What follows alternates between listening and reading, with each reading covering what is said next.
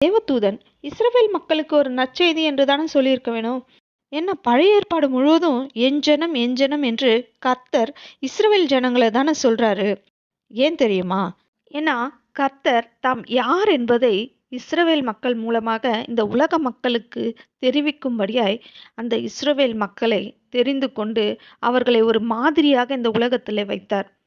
அவரை வணங்குகிறவர்களுக்கு அவர் எப்படியெல்லாம் ஆசீர்வாதங்களை தருகிறார், அவருடைய வழியை பின்பற்றி நடக்கும்போது என்னவெல்லாம் நன்மைகள் நடக்கும், அவர் எப்படியெல்லாம் காத்து வழி நடத்துறாரு, இதெல்லாம் அவங்க மூலியமா நமக்கு இந்த உலக மக்களுக்கு தெரிவிக்கும்படியாக தான் இஸ்ரவேல் மக்களை தெரிந்தெடுத்து அவர் வழி நடத்துகிறார். அது மட்டும் இல்ல, இயேசு கிறிஸ்து வரும்பொழுது அந்த ரட்சிப்பு இந்த உலக மக்களுக்கு எல்லாம் கிடைக்கும்படியாக தான் இஸ்ரவேல் ஜனங்களை ஒரு மாதிரியாக நமக்கு வைத்திருக்கிறார்.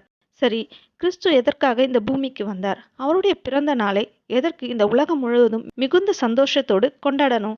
அது ஒன்னொன்னா